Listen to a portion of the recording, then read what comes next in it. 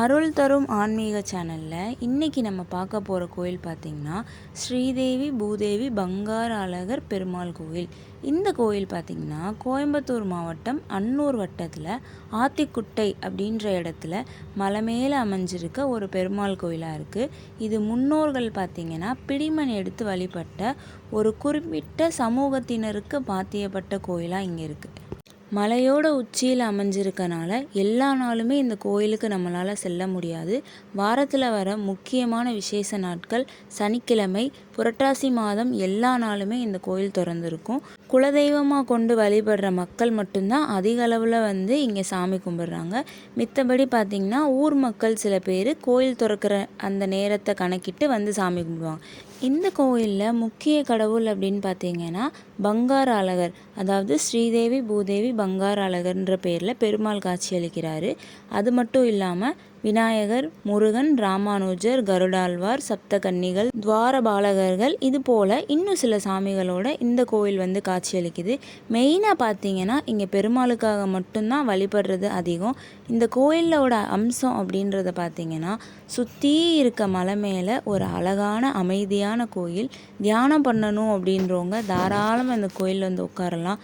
இங்கேருந்து பார்த்தா அந்த ஊரே ஒரு சின்ன புள்ளி மாதிரி தாங்க தெரியும். ஸோ இங்கே கொடிமரம் அப்படின்றது பெருசாக இல்லாமல் இந்த கோபுர உச்சியில் ஒரு தீபம் ஏற்றி 48 நாளும் அந்த புரட்டாசி மாதங்களில் சாமி கும்பிட்றாங்க.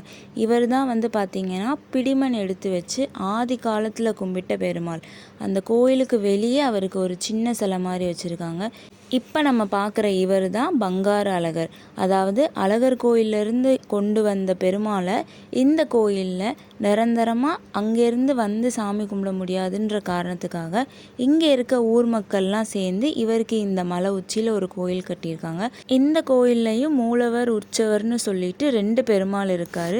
பெரும்பாலும் நம்ம அபிஷேகம் பண்ணணும்னு சொன்னால் எல்லா சாமிக்குமே சேர்த்த மாதிரி தான் இங்கே அபிஷேகம் பண்ணுவாங்க. இது ஒரு கிராமத்தில் இருக்க மலையில் இருக்க கோயில் அப்படின்றனால எடுத்தேறி எல்லாரும் சாமி கும்பிட மாட்டாங்க. இப்போ நம்ம அந்த கோயிலுக்கு போகிறோம் அப்படின்னு முன்னாடியே இன்ஃபார்ம் பண்ணோம்னா நமக்காக அங்கே பூஜை அலங்காரம் எல்லாம் செஞ்சு சாமிக்கு கும்பிடுவாங்க. இந்த கோயிலில் மெயினாக வர்றதுக்கான ரீசனே பார்த்திங்கன்னா குலதெய்வம் கோயில் அப்படின்றத தாண்டி இங்கே ஒரு மன அமைதி அவ்வளோ தூரம் கிடைக்குங்க. ஆனால் உங்களால் கார் இல்லாமல் இந்த கோயிலில் வர முடியாது. ஏன்னா இன்னும் மேலே வரைக்கும் எந்த பஸ் அந்த மாதிரி எதுவும் கிடையாது. நம்மளாம் நடந்து வரணும். இப்போ நம்ம அழகர் கோயில் மலைக்கு போவோம் இல்லையா, கீழே இருந்து ஒரு பஸ் இருக்கும், அதில் ஏறி போவோம். அந்த மாதிரி இன்னும் இங்கே வசதி எதுவும் வரலை. ஸோ வண்டி வச்சுருக்கவங்க போகலாம், இல்லைன்னா கீழேயே வண்டியை நிப்பாட்டிட்டு நம்ம மலை மேலே நடந்து போய் பெருமாளை பார்க்குற மாதிரி தான் இருக்கும்.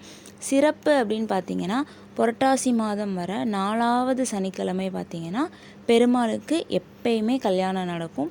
ஸோ இதை நம்ம எல்லா மக்களும் தனித்தனியாக பிரிஞ்சிருக்கனால இதை ஒரு குறிப்பிட்ட காரணமாக சொல்லி அந்த 4வது சனிக்கிழமையை தேர்ந்தெடுத்திருக்காங்க. ஏன்னா இது எல்லாருக்குமே எப்பயுமே ஞாபகம் இருக்கும் இல்லையா. ஸோ அப்படியே அந்த 4வது சனிக்கிழமை மட்டும்தான் அந்த ஊரில் வசிக்கிற பொதுமக்கள் குலதெய்வமாக வழிபடுறவங்க, பெருமாளை இஷ்ட தெய்வமாக வழிபடுறவங்க எல்லாருமே சேர்ந்து அந்த கோயில் நிறைஞ்சு ஸ்ரீதேவி பூதேவி பங்கார அழகருக்கு திருக்கல்யாண வைபவம் அப்படின்றது நடைபெறும். அன்னைக்கு பார்த்திங்கன்னா நாள் ஃபுல்லாகவே கோயிலில் ஆள் நிறையா இருப்பாங்க. பெரும்பாலும் மாலை 6 மணிக்கு மேலே இந்த கோயிலில் மக்கள் அவ்வளவா இருக்க மாட்டாங்கங்க.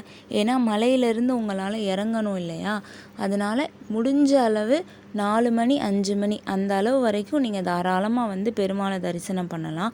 பெருமாளை தரிசனம் பண்ண கையோடு பார்த்திங்கன்னா மேலே இருந்து அந்த ஊரோட அழகையும் தாராளமாக ரசிக்கலாம். என்ன தான் நம்ம எங்கே போய் எவ்வளோ தூரம் இருந்து எங்கே வாழ்ந்தாலும் குலதெய்வம் அப்படின்ற இடத்துல போய் அந்த ஊர் மக்களோட ஒரு 2 நாள் இருந்து அங்கே இருக்க சாமியை கும்பிட்டு ஒரு மனநிறைவோடு இருக்கிறது அப்படின்றதே அது ஒரு தனி சுகம்தான். இந்த மாதிரி சிட்டிக்குள்ளே வாழ்கிறவங்களுக்கு இந்த கிராமத்துக்கு போய் அங்கே இருக்க கோயிலெலாம் இந்த மாதிரி சாமி கும்பிட்டு திருவிழா கொண்டாடுறது அப்படின்றது பார்த்திங்கன்னா அது ஒரு புது அனுபவமாக தாங்க இருக்கும். இந்த பெருமாளோட விசேஷம்னு பார்த்திங்கன்னா, நீங்கள் மனசில் ஒன்று நினச்சிட்டு அந்த மலையை ஏற ஆரம்பிக்கிறீங்க அப்படின்னா, நீங்கள் அந்த மலையை விட்டு கீழே இறங்குறதுக்குள்ளே நீங்கள் நினைக்கிறத நடத்தி காட்டுற அளவு சக்தி வாய்ந்த கோயிலுங்க. இதை ஒரு தடவை 2 தடவை இல்லை, நான் போன எல்லா வட்டமுமே நான் இதை கண்கூட நல்லாவே பார்த்துருக்கேன். நான் ஒன்று நினச்சிட்டு அந்த கோயிலுக்கு போகணும் அப்படின்னு முடிவு பண்ணோம்னா, நம்ம அவரை பார்த்துட்டு திரும்பி வர்றதுக்குள்ளே ஒரு நல்ல செய்தியை அவர் நம்ம காதில் கேட்குற மாதிரி கண்டிப்பாக தருவார். இந்த வருடம் வர புரட்டாசி மாதம் யாருக்காவது வாய்ப்பு இருந்தால் தாராளமாக கோயம்புத்தூர் மாவட்டத்தை சுற்றி இருக்க மக்களாக இருந்தீங்கன்னா இந்த கோயிலில் போய் பெருமாளோட கல்யாணத்தை கண்டிப்பாக பாருங்கள். உங்கள் வாழ்க்கையிலையும் நீங்கள் நினைக்கிற எல்லா விதமான சந்தோஷத்தையும் பெருமாள் கொடுக்கணுன்னு உங்களுக்காகவும் நான் கடவுள்கிட்ட வேண்டிக்கிறேன்.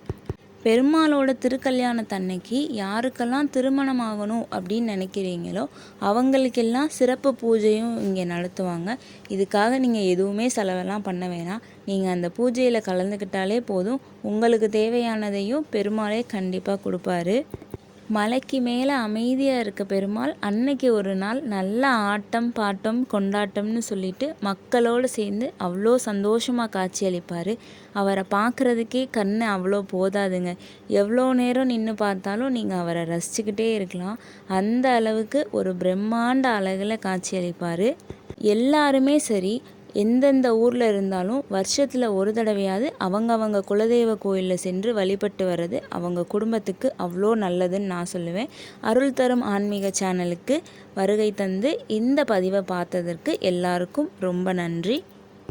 மேலும் இதே மாதிரி நாங்கள் போகிற சிறப்புமிக்க கோயிலை பற்றி உங்கள் கூட நான் பகிர்ந்துக்கிறேன். மறக்காமல் நம்ம சேனலை சப்ஸ்கிரைப் பண்ணிக்கோங்க.